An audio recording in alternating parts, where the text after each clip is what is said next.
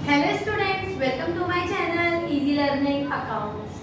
आज के इस वीडियो में हम स्पेशल पर्पस बुक पार्ट 2 का लास्ट टॉपिक पढ़ेंगे जिसका नाम है जनरल प्रॉपर। इस चैप्टर की शुरुआत हमने अपने लास्ट चैप्टर नंबर 10 में ही इस कॉन्सेप्ट की शुरुआत की थी, जहां पर हमने सीखा था कि स्पेशल पर्पस बुक क्या होती है और स्पेशल पर्पस बुक या फिर सब्सिडी बुक्स को हमने अलग अलग पार्ट्स में डिवाइड कर दिया था। जैसे जनरल अगर हम बनाते हैं तो बच्चों उसमें ट्रांजैक्शन एक ही रजिस्टर में हम रिकॉर्ड करते हैं, जिससे बहुत प्रॉब्लम हो जाती है बिकॉज इतने सारे ट्रांजैक्शंस को ढूंढने में बड़ी दिक्कत होती है। तो बेसिकली इस कॉन्सेप्ट को इस प्रॉब्लम को सॉल्व करने के लिए हम डिफरेंट तरीके की स्पेशल पर्पस बुक बनाते हैं, जिसको हम सब्सिडी बुक्स भी कहते हैं, और हम उससे कंसर्न ट्रांजैक्शंस को सेपरेट बुक्स में दिखाते हैं। जैसे हमने पहली बुक पढ़ी थी स्पेशल पर्पस में कैश बुक, और कैश बुक को एक सेपरेट चैप्टर में पढ़ा और सीखा कि कैश के रिसिप्ट या कैश का पेमेंट या बैंक का रिसिप्ट या बैंक का पेमेंट हम सेपरेट बुक में दिखाते हैं। That is one type of special purpose book. इसके अलावा स्पेशल पर्पस बुक पार्ट 2 में हमने और भी बुक्स पढ़ी, उनका न्यूमेरिकल थ्योरी और ऑलमोस्ट कॉन्सेप्ट कवर किया। जैसे purchase book, all the credit purchase, sale book, all the credit sale purchase, return book, the things which are purchase and returned then after, and the things which are sold and then again returned to the seller. These all the transaction one by one we have studied in different books. आज जो पढ़ रहे हैं वो है हमारा topic general proper, वो subsidiary book जो उन ट्रांजैक्शन को रिकॉर्ड करती है जो ना तो कैश है, ना क्रेडिट परचेज है, ना क्रेडिट सेल है, ना रिटर्न है, परचेज रिटर्न भी नहीं है, सेल रिटर्न भी नहीं है। उसके अलावा जो जो ट्रांजैक्शन रह जाते हैं all that are recorded in the journal proper. तो इसका मीनिंग देख लेते हैं। इट इज यूज्ड या फिर the book which is used to record the transaction which cannot be recorded in any of the other subsidiary books। जिन books का मैंने अभी नाम लिया था, जो ट्रांजैक्शन उसमें रिकॉर्ड नहीं हो पाए हैं और भी रह गए हैं, जैसे डिस्काउंट अलाउड है, डिस्काउंट रिसीव्ड है, डेप्रिसिएशन है, बैड डेब्ट है, क्लोजिंग एंट्रीज है, एडजस्टमेंट एंट्रीज है, ओपनिंग एंट्री है ना, रेक्टिफाइंग एंट्रीज है, और भी अदर एंट्रीज है बेटा, वो नहीं रिकॉर्ड की थी, तो they are recorded in this journal proper.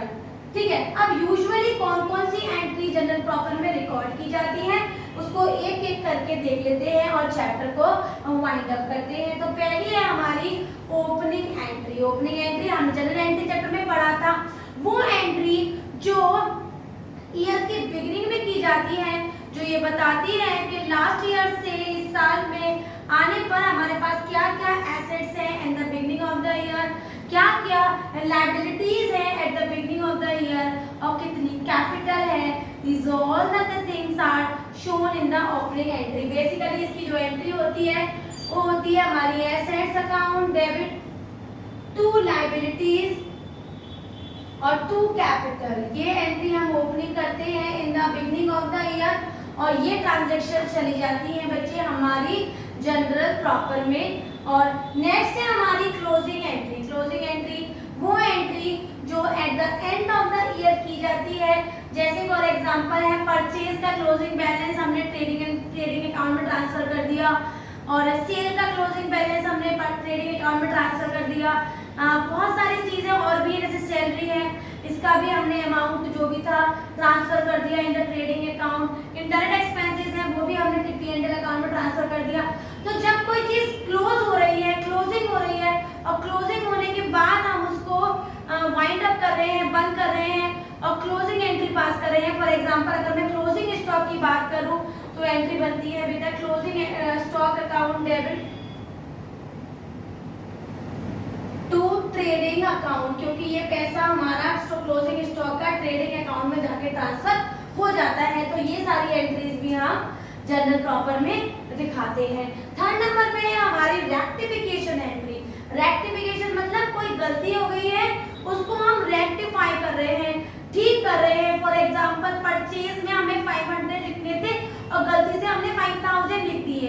Now this rectification entries are also shown in the general proper book which is one of the type of subsidiary book. अब rectification कौन कौन सी एंट्रीज हैं, कैसे की जाएगी, ये सब का हम एक सेपरेट चैप्टर पढ़ेंगे, rectification of error. So I will describe you all the things of rectification in that chapter only. अभी आप ये मान के चलो कि जो गलतियां हमें हो जाती है उसको रेक्टिफाई करने के लिए जो हम एंट्री पास करते हैं, that is also shown in the general proper. Next is transfer entries. Transfer entries होती है जैसे हमने ट्रेडिंग अकाउंट बनाया, हमने ग्रॉस प्रॉफिट निकाला, वो ट्रांसफर हो गया P&L अकाउंट में, P&L अकाउंट की वैल्यू निकाली, आगे ट्रांसफर हो गई वो हमारी कैपिटल में मतलब बैलेंस शीट में. सिमिलरली कई सारी ऐसी एंट्रीज होती हैं बच्चे जो हम दूसरे अकाउंट में ट्रांसफर कर देते हैं, one account to the other account. If the entry is transferred that is also shown in the journal proper. Right. The next is adjustment entry. इसको मैं लिख देती हूँ यहाँ पर, entries transfer from one account to another account, right? तो वो हो जाएंगी हमारी ट्रांसफर एंट्रीज. नेक्स्ट है एडजस्टमेंट एंट्रीज. कभी कभी क्या होता है बेटा, जैसे कोई चीज रिकॉर्ड करने में गलत हो गई, तो गलत होने पर या कुछ चीजों को कंबाइन करनी है हमें एंट्री, या तो कभी भी कोई गलती हो जाए या उसको ठीक करना है, एडजस्ट करना है, तो कोई हम ऐसे नहीं करेंगे कि ये कैन नॉट हमने गलत लिख दिया तो कैन नॉट को इरेज कर दिया. तो ये तरीका नहीं होता है किसी भी चीज को ठीक करने का, ना ही हम वाइटनर वगैरह चला के ठीक कर सकते हैं, ऐसा नहीं होता. तो we have to pass separately some adjustment entries, ठीक करने के लिए रेक्टिफाइंग एंट्रीज. तो अगर कोई वैल्यू हमसे गलत हो गई है उसको हम ठीक कर रहे हैं, एडजस्ट कर रहे हैं. फॉर एग्जांपल परचेज अकाउंट में 1000 जाना था, हमने 100 लिख दिया, तो now I have to give 900 rupees more ताकि मैं उसको एडजस्ट कर सकूं. तो इस तरह की जब हम एंट्री पास करते हैं तो उसे कहते हैं adjustment entries. Entries pass to adjust the transactions wrongly entered. Right. Next है entries of dishonor of the bill. इसका भी हम सेपरेट चैप्टर पढ़ेंगे. मैं आपको ब्रीफ आइडिया दे देती हूँ इसका. फॉर एग्जाम्पल अगर मैंने कोई भी चीज किसी शॉपकीपर से 2000 रुपीज की फॉर एग्जाम्पल क्रेडिट में परचेज की, मैंने उसको बोला कि मैं आपको 1 मंथ बाद पेमेंट दे दूंगी, बट ही और शी हैव नो ट्रस्ट. उन्होंने एक बिल लिखा और मुझसे साइन कराया, खुद भी साइन किया, उसमें लिखा था कि I order you to pay the money after the specified date, उसमें गिवन है ना. वो बंदी जिसने मुझ पे बिल लिखा दैट पर्सन इज ड्रॉअर और मैं उसका पेई हूँ, तो आई एम द ड्रॉइंग. अगर पेमेंट करने वाली जो ड्यू डेट थी बेटा उसमें मैंने पेमेंट नहीं किया तो इसको कहते हैं डिसऑनर ऑफ द बिल. मतलब not paying the bill on due date, not paying the bill on due date. तो इस तरह का अगर हमने बिल पे पेमेंट नहीं किया है, जैसे ड्रॉइंग को डेबिट कर देंगे और अगर वो रिटेन करके रखा हुआ है तो हम बीआर को क्रेडिट कर देंगे. और भी कई चीजें हैं जो मैं आपको डिस्क्राइब वे में again I am telling I will teach you in the separate chapter bill of exchange. लेकिन यहाँ पर मैंने आपको हल्का आइडिया दिया है कि अगर पेमेंट के टाइम पर स्पेसिफाइड डेट पे हम पेमेंट नहीं देने जाते हैं तो वो बिल डिसऑनर हो जाता है. वो ट्रांजैक्शंस भी हम जनरल प्रॉपर में दिखाते हैं. उसके अलावा लास्ट बचा मिसलेनियस एंट्रीज. मतलब इन एंट्रीज के अलावा कई और भी एंट्रीज होती हैं जो जनरल प्रॉपर में दिखाते हैं, जैसे बेटा discount allowed, discount received, bad debt recovered, depreciation and many other which are not shown in the cash book, in the purchase book, in the purchase return book, sales return book. तो ये transactions थे या ये entries थी जो हमने basically general proper में दिखाई.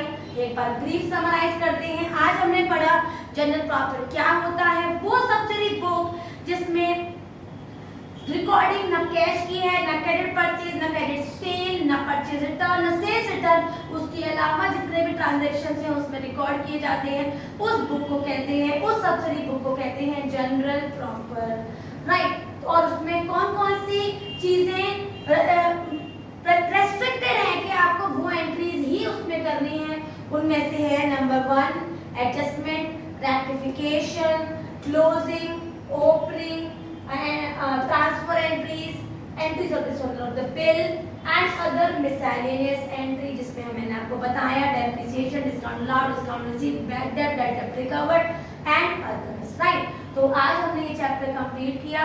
कल की वीडियो में मैं आपको बताऊंगी कि जीएसटी क्या है और जीएसटी के ट्रांजैक्शन क्या होते हैं।